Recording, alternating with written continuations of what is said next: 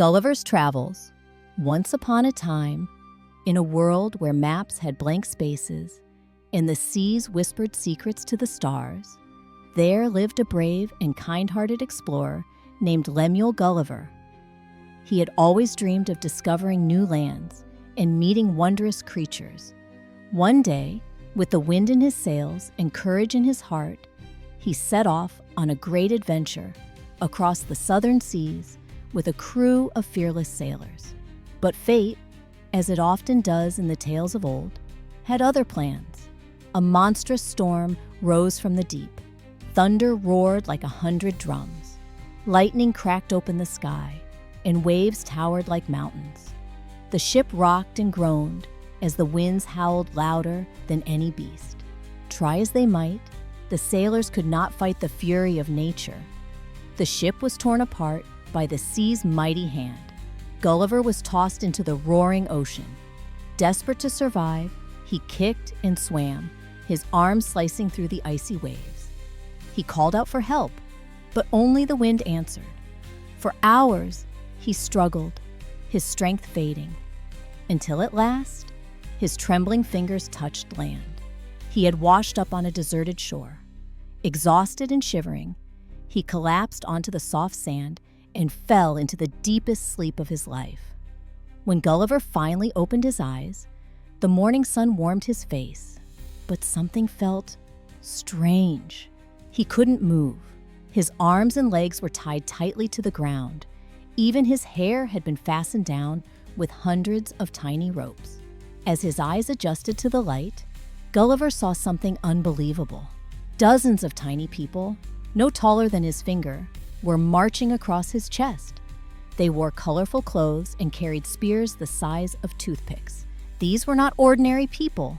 They were the Lilliputians, the miniature inhabitants of this magical island. Startled, Gulliver shifted slightly, and some ropes snapped. The Lilliputians screamed and scattered like ants. A few brave ones stayed behind and returned moments later with a scroll sealed with golden ribbons. It was a message from the King of Lilliput. It read, "You are now a guest of the kingdom. Do not fear, but you must come with us to meet our people and our ruler." Though confused, Gulliver nodded gently. He did not want to scare them. He understood he was a giant in their eyes and needed to show kindness. The Lilliputians realized Gulliver might be hungry, so they brought baskets filled with bread no bigger than buttons and tiny cups of water carried in acorn shells. They tried many clever ways to feed him, building ladders, swinging from ropes, even climbing on each other's shoulders. But nothing worked. Still, Gulliver smiled at their efforts, his heart touched by their concern. Soon, the king ordered a special cart to be built, a platform on wheels, large enough to carry Gulliver through the city. Hundreds of Lilliputians worked day and night, tying the ropes with care, building the strongest cart their kingdom had ever seen.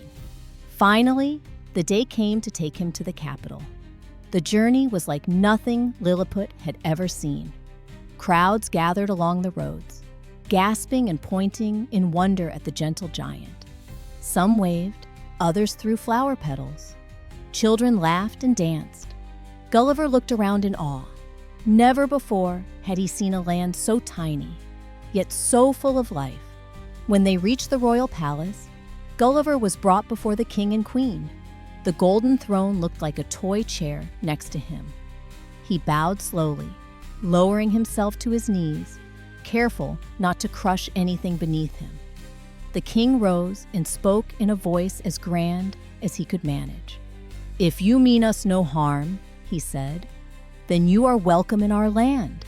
Help us, and we shall treat you not as a prisoner, but as an honored guest." Gulliver's eyes sparkled. He nodded in agreement. From that day on, he lived among the Lilliputians. He helped them build bridges, rescue lost animals, and even entertained the children with stories of faraway lands. One bright morning, as seagulls danced in the sky, Gulliver spotted something troubling on the horizon. Ships from the neighboring island of Blefuscu, sailing straight toward Lilliput. The people panicked, fearing war.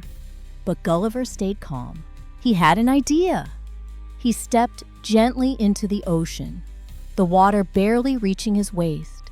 Then, one by one, he tied strong ropes to the enemy ships, knotting them together like pearls on a string. With one mighty pull, he dragged them away from Lilliput's shores, back toward Blefuscu. The enemy surrendered without a fight.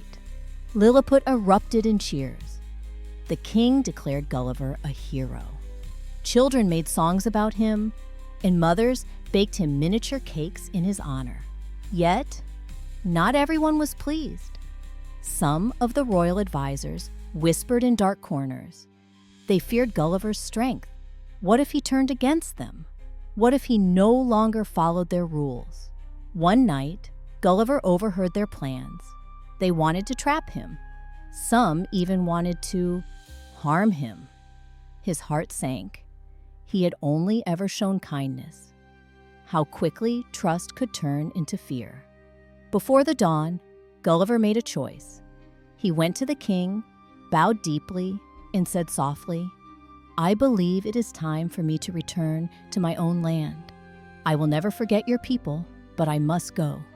The king was silent. The queen looked away. And so, Gulliver packed what little he had and began his journey once more, not with anger, but with gratitude.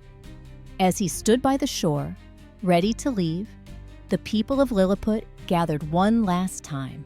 They waved their tiny hands and sang a farewell song. Even those who had doubted him now wept at his departure.